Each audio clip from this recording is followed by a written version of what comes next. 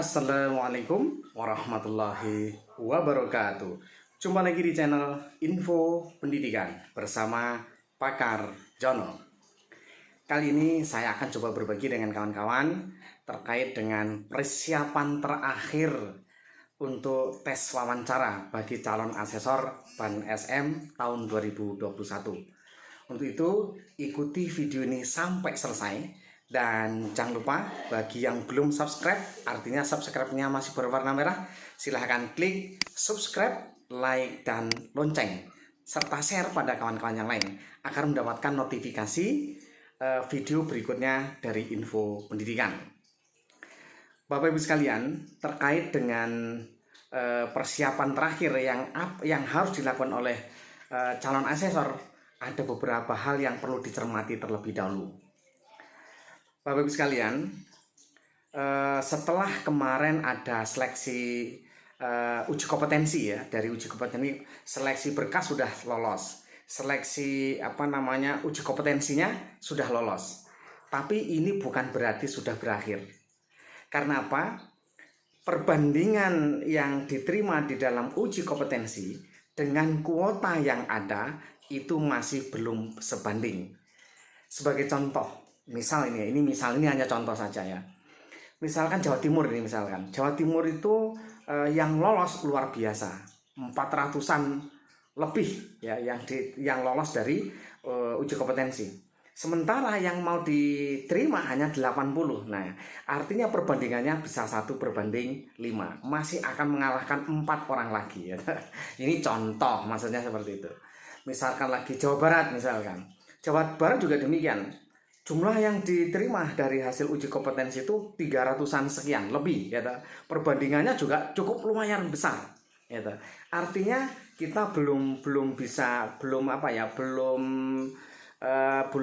tenang, artinya bahwa kita sudah diterima, masih jauh.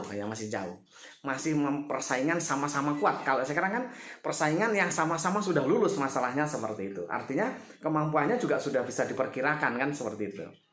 Kemudian misalkan contoh lain, misalkan di Lampung saja lah, Lampung ini yang mau diterima 60, sementara yang lolos dalam seleksi itu ada 100 sekian, gitu.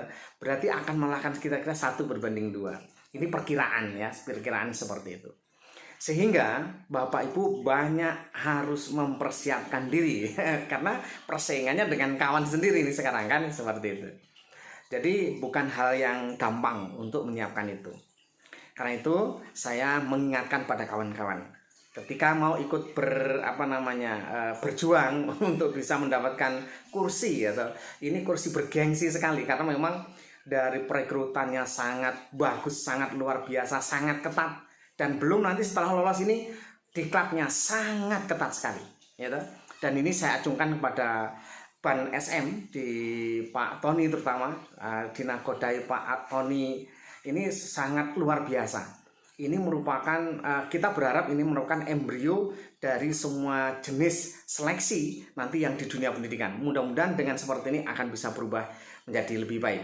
Tapi kalau semua masih terpengaruh dengan politik, nggak yakin saya nggak yakin, karena di politik ini banyak yang dipengaruhi yang macam-macam lah, seperti itu ya. Memang utamanya adalah ya nggak ada yang lain ya. Tentunya nggak perlu saya jelaskan, saya yakin Anda sudah tahu semua ya.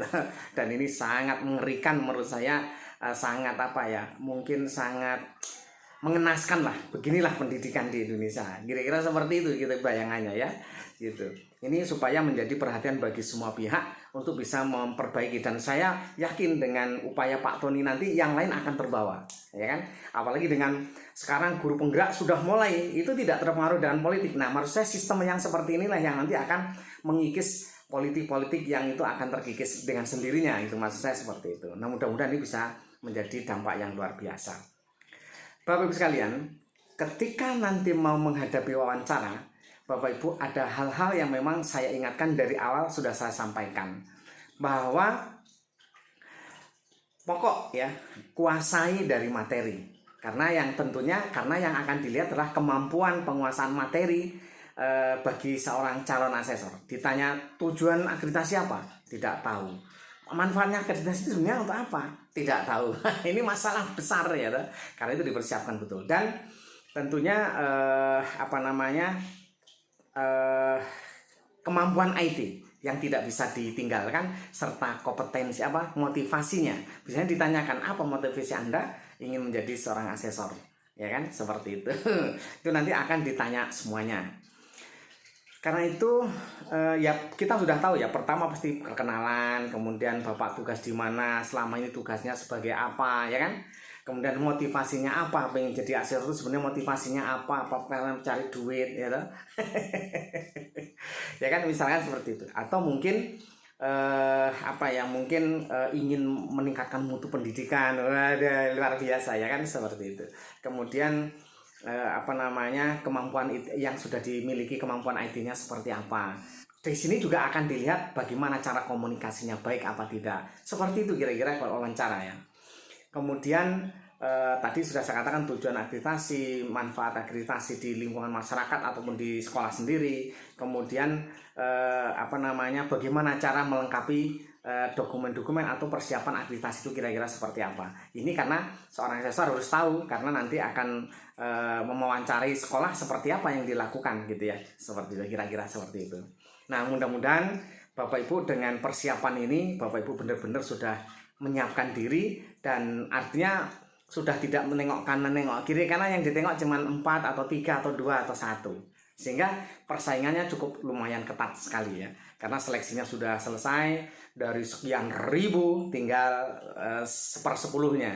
Dari 1/10-nya tinggal 1/3-nya. Nah, ini artinya banyak sekali yang perlu dicermati oleh teman-teman semuanya. Ketika menginginkan untuk lulus menjadi seorang asesor, karena nanti setelah tanggal 3, 4, 5 tanggal 3, 4, 5, 6 ya, dari tanggal 3 sampai 6 itu wawancara. Dan ini bagi wilayah yang memang pewawancaranya itu banyak dan perbandingannya 1/2, mungkin sehari selesai. Tapi bagi yang perbandingannya 1/3, 1/4, 1/5, nggak akan selesai. Mungkin 3 hari atau 4 hari baru selesai. Nah, itu akan ketahuan, nanti Bapak Ibu bisa merasakan. Walaupun ini kita hanya perkiraan, kita tidak tahu seperti apa, tapi sudah saya prediksi bahwa kemungkinannya terjadinya seperti itu. Mudah-mudahan bermanfaat, tetap semangat, mau belajar untuk kepentingan pendidikan di Indonesia. Sukses selalu, dan mohon maaf kalau ada kata-kata yang kurang berkenan. Dan saya akhiri, Assalamualaikum warahmatullahi wabarakatuh.